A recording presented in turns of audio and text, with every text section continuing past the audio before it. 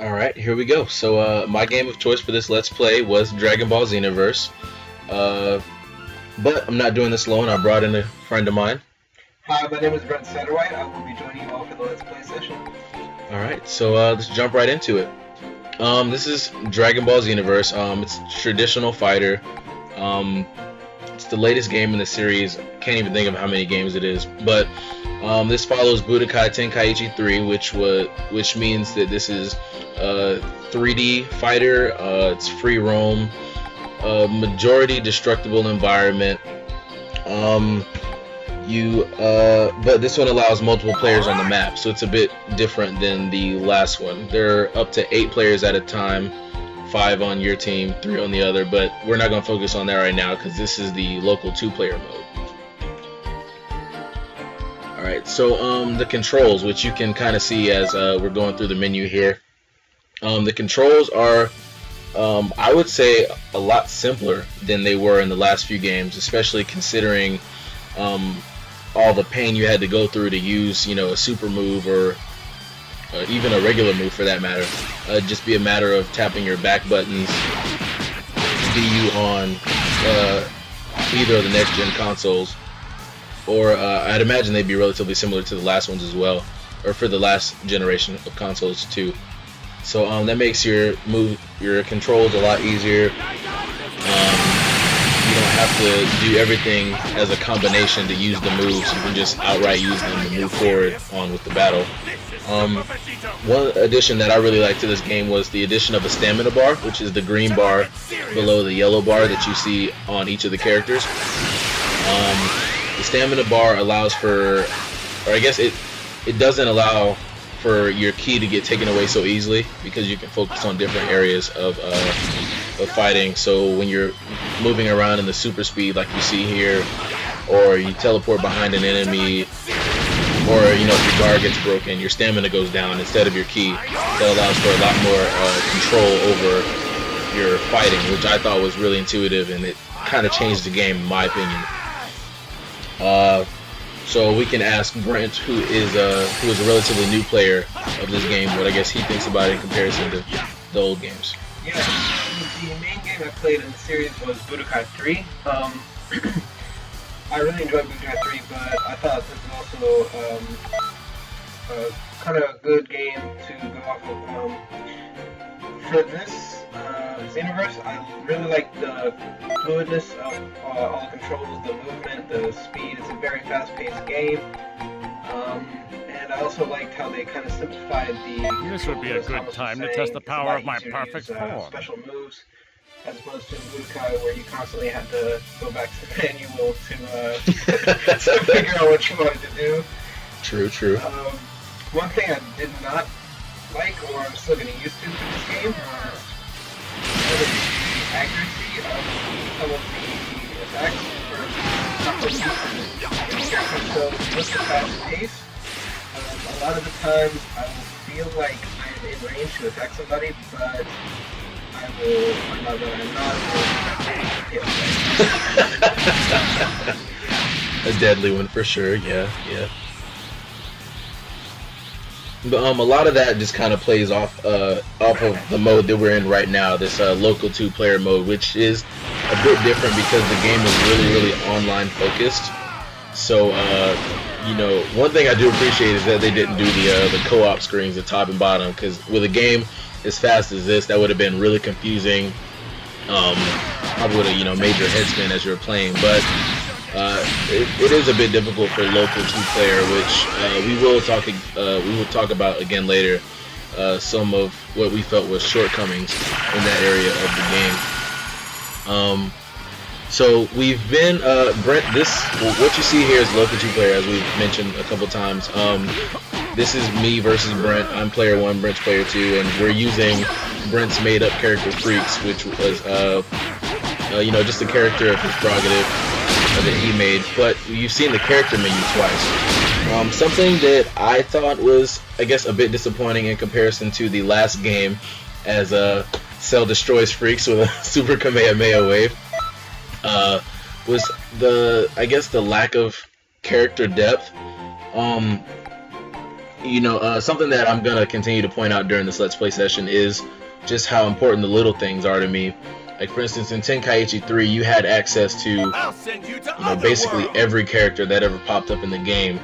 From Goku to Vegeta to Pan to GT Kid Goku, all the way back to Dragon Ball, where you had Dragon Ball Goku, who had his little extendo pole, and you could fight with Master Roshi and Jackie Chun, and even a couple characters who you only saw for 2 or 3 episodes. I just thought that was really good. There was a lot of variety. There are rumors, unconfirmed rumors I should say, of a Xenoverse 2 already in discussion, and I feel like they will address that area there, because a couple of the videos I saw online talked about that, but there's no telling. They got all the main characters, obviously, which is important, and this being such an online focused game, there's always the DLC aspect. You can pay that $10, or you can go ahead and get a season pass, and you have access to everything they come out with. But now that I think about it, one of the things with the lack of character depth, I feel like that was addressed with the ability to customize your own character so much. You can dress them, and the majority of the clothes that are available to that regular characters in the game had, and you can dress them in custom clothes that the game has for the characters that were created. So I guess that's petty, but again, like I said, it's the little things that matter. So here we are in the local multiplayer, which is I guess a bit disappointing, but again, this is such an online focused game that I would imagine they just didn't pay a lot of attention to this. So in the local 2-player, this is it. You've got player 1 and player 2 in this arena right here, the World Tournament stage, which would be familiar to a lot of the Dragon Ball Z fans out there. This is all you get. You're not allowed to go to the other stages. It's just you and whoever is in the room playing with you with another controller, which I thought was a disservice to the game, because there were a lot of cool maps. The sky was a map, just the big open sky. You've got the pod landing, you've got the glaciers, you've got space. But for whatever reason, well, I guess it's World Tournament, you and the person you're playing against. I guess the stage idea was cool, but this is all you have. Yeah, I remember even in Budokai 3 with some of the maps, the different stages that have different effects on the characters. So during one of the maps that kind of aligned with the story mode, you could play inside the character's stomach, which combined with acid. So during the game, your health would slowly go down, so it was a matter of kind of who could beat the other quicker. Yeah, so I guess that's again, not a huge issue in air quotes, but as I've said, what is it, 4 times now? It's the little things that count. But it is an online focused game, so I would imagine that's got a lot to do with it. Alright, so what you see here is the parallel quest menu, which is kind of like a side arc, I guess, of the storyline, and it kind of plays into, I guess, everything that's happening within the story, which I thought was really cool, because the story mode doesn't end within the story mode. You've got plenty of things that can count in for what's happening outside. So I guess first I'll explain the premise of the story and how the parallel quests fit into it. So in Xenoverse, the way the game starts off is you're shown this clip of Trunks making a wish to Shenron, the guardian of the Earth and the Dragon Balls and whatnot, and he's asking for help he's asking for Shenron to bring him a fighter who can help him solve what's happening with these time rifts, because somebody's going back in time and changing events that have already taken place. And the whole butterfly effect, you change something in the past and it can drastically change the future, and Trunks needed somebody to help him go back and not only defeat the people who are causing these issues, but keep the issues, or I guess, solve the issues themselves. So I guess to the credit of the creators here, I thought it was really smart that they used Trunks to do this, because throughout the Dragon Ball series, Trunks was the person who was time traveling more than anybody else, if anybody else even did it at all. Did anybody else time travel, Brent? Yeah, so I can't. So again, that was just a great idea that they used Trunks of all characters to do that. So anyway, back to the parallel quests and how they fit. The parallel quests are basically where you go to solve the little things that went wrong in the story. Because when you go back in time in the story mode, you go back and you solve, I guess, the bigger issues. Like, for instance, this parallel quest, Legendary Super Saiyan, is where we go back and we fight the Z Fighters because the people who disrupted the time continuum brought Goku back out of his little recovery phase too early because he wasn't supposed to meet Frieza at this point in time. So we're going back and fighting them to, I guess, right the wrongs of the space-time continuum, which, as I guess anybody who's seen, any sci-fi stuff, it gets really complicated when you're explaining things like this. So in the parallel quest, I guess when you're doing a parallel quest, you saw a little earlier, you're allowed to use 3 characters, only the first of which is playable by you. You get 2 NPCs, or computer characters. So the first character is the only one you can use your custom character with, which is what most people do who play the game. They use their custom character because it's yours. I guess you create a bond through the story with this character. And my character is a Saiyan named Kronos. When you create your character, you're allowed one of 5 races. A Saiyan, a human, a Namekian, a Majin, or something of the Frieza race. And the human, Saiyan, and Majin are all allowed male or female gendered characters. But I'll talk about the, I guess, the custom piece of the game a little later. So, something that you've seen me do up to this point is, Kronos has gone Super Saiyan multiple times within this match, and I've used his super move, the Super Kamehameha, because of affordances with the Super Saiyan form.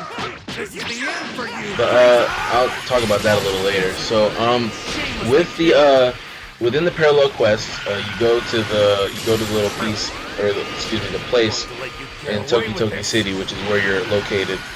And you talk to the machine and you go into the world. And if you go to choose a parallel quest, you're given 1 win condition and 3 lose conditions. But the way the parallel quests work is you can unlock more win conditions based upon how you win the game. So here, the only win condition I was given was to defeat Goku. And given that I know how the story happens, I've got a bit more insight on what takes place. So, looks like I didn't train enough. In the story mode, if you kill Krillin, when Krillin got killed, that's when Goku went Super Saiyan. So, I killed Krillin first, which allowed me to fight Super Saiyan Goku, which will fight and defeat Super Saiyan Goku, because Kronos is probably the strongest Saiyan of all time. That allowed me to get to the ultimate finish here. And that allowed me to get more money and more experience for my character. Alright, but so another thing I thought was just really great was that you could choose your own skill set. So every character every character on every game, you have, it can be 100% different.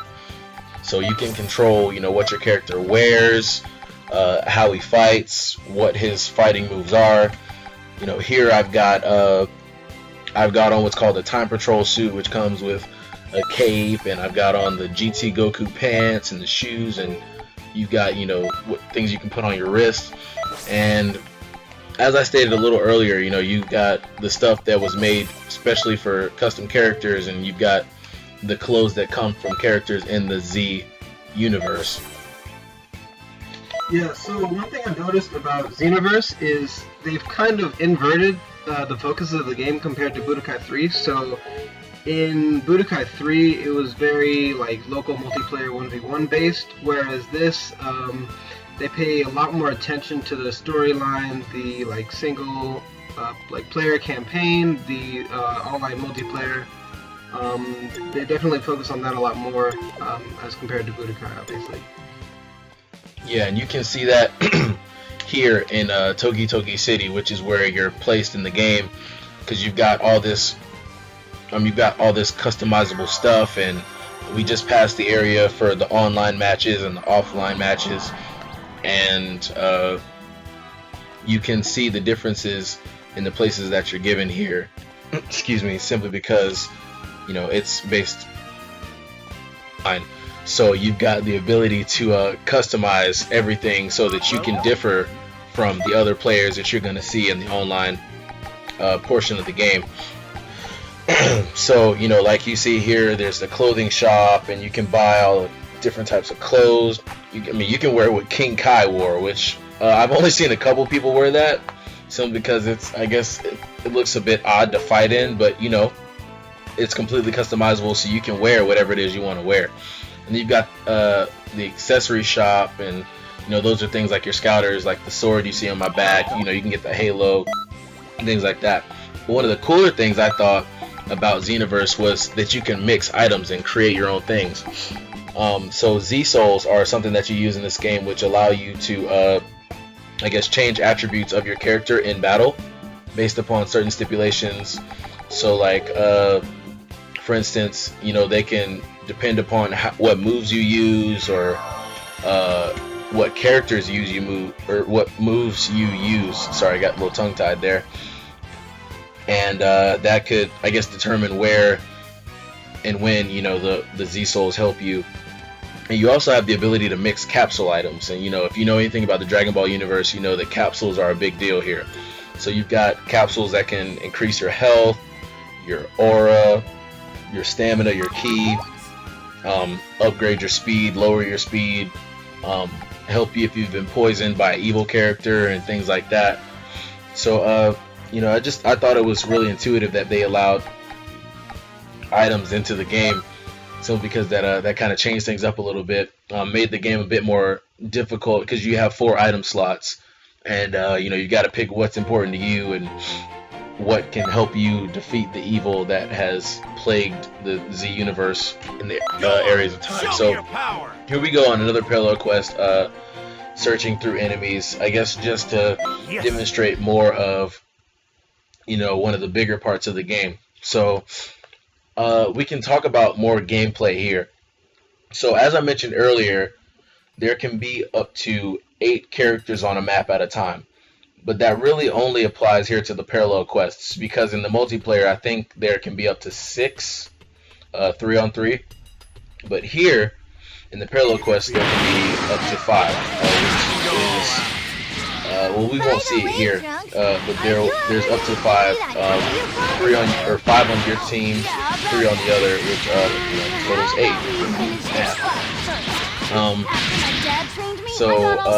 And in parallel quests, you have the ability to use 2 of or you can pick 2 characters, and then you can pick up to 2 extra characters. You've got the fighter that you selected, and then there can be up to 2 characters given by the computer based upon the parallel quest that you decided to embark upon, and then up to 3 enemies on the map at a time.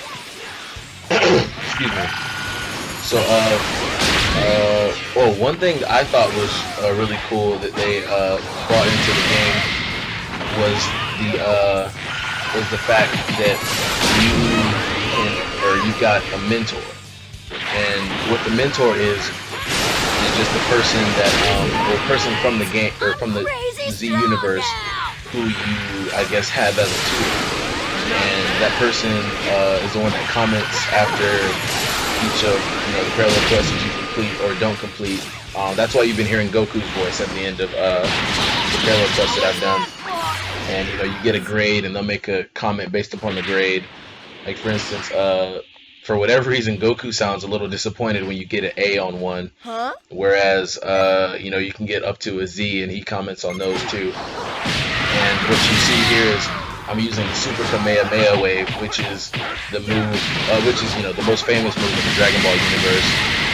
And every time I use it, or not every time, but sometimes I use it, and a big blue Z swipes across the screen, demonstrating that Goku, I guess, is kind of helping me do the move, which I thought was really intuitive because it kind of plays on the whole father-son Kamehameha wave thing from the Cell game series. And when you get a Z assist, it makes the move stronger, and you've got the little ghost of Goku popping up behind you. And I don't know, I just think it was really aesthetically pleasing, and it was a good idea on part of the game creators. So one thing that I guess I failed to mention, but you saw here, was I was fighting another time patroller. And the time patrollers are what you call the people who are going back and fixing everything. So, you know, I thought it was really cool that they incorporated other people's time patrollers into your game. And they call that a time patroller in training. So basically you just, after you beat the game, and I even think it's during, it's even before you complete the story mode, you fight these other time patrollers, which are other players' characters from online, and they're just coming as NPCs. You know, they're not actually controlling them, but you're fighting them regardless. And if you beat them, you have a chance to get a Dragon Ball. And you know, you collect 7, you get to make a wish, yada yada yada. So another really nice thing I thought, you know, important to the little things, hashtag, was the dialogue in this game. You know, characters are interacting with other characters in the middle of the fight based upon who they're locking onto. And they show up in the bottom left-hand corner with the character's face. Sometimes the dialogue doesn't match what they actually said, which is, you know, a minor programming issue that I'm sure will be addressed at a later point in time. But, you know, again, hashtag little things. So I'm sure they will work on that in the unconfirmed Xenoverse 2. So I guess, you know, in conclusion, I think it's a great game. That would be why I've logged more hours than I'm willing to admit onto it. Your thoughts, Brent? Yeah, I think Xenoverse was an excellent addition to the franchise. Very good. There's a really robust story mode, pretty good online. I wish they had paid a little more attention to detail on some local multiplayer things, like you can't make two custom characters at the same time, stuff like that. But overall, I think it was a game that really seems like used to. And I guess to the credit of the creators of the game, this will be the first game in my, I guess in my experience with games that have it, this will be my first game where I'll be purchasing the DLC content, simply because the DLC is going to give you more, it's going to give you more quests, more parallel quests. There are slight additions to the story mode. There are other characters added in, like I think, for instance, the third DLC, which is Super Saiyan. either out now or soon will be. You have access to some of the major Dragon Ball GT characters, like GT Kid Goku, his granddaughter Pan, GT Trunks. I don't have much time here. And you know, other characters like that. And I think the next one is going to have the Fire and Ice Shenron as well. So again, overall, I thought it was a really great game. I'm going to continue playing it, I guess, to the detriment of my schoolwork. But I guess the major thing I had an issue with in this game was a lot of the items and materials and things you picked up were based upon, it was all based upon random. It's like the Dragon Ball that I picked up in Conscious Controller was actually, you witnessed me being extremely lucky. Not long ago, I ran a quest to get the 7 Dragon Balls to unlock Gogeta, the red-haired character you see here, and I fought maybe 20, 30 time controllers before one even dropped, and then there are other items that I'd like to collect that operate on random generators. And I mean, obviously, you want to keep the game interesting. You don't want players to do a thing one time and work I imagine that makes the game boring, and it being random makes you have to play the game more often. But I feel like the randoms were a bit, I guess, too skewed from one side or on one side than another. You're even And better it than I wasn't the one thought that you'd be. you know, I guess wanted as a player. But I guess it obviously wasn't that big of a deal because I kept playing and playing and playing and playing. So, I guess in conclusion, like Brent said, a great addition to the Dragon Ball Z Fighter series. I would highly recommend it to fans of the show, series, franchise, whatever you prefer to call it. Thought it was a really intrinsic game. The custom character thing I thought was phenomenal. It's definitely something I'm going to continue playing. And if there's a second one, there's no doubt that I'm going to purchase the game. And I'm sure Brent's going to come visit a few more times in the near future so he can get a, I guess he can train Freaks because he's not quite the same Kronos is, but maybe with a little training and Kronos as his mentor, I'm sure he can get there. Very funny. I'd like to think so, yeah. All right, well, thank you for your time, and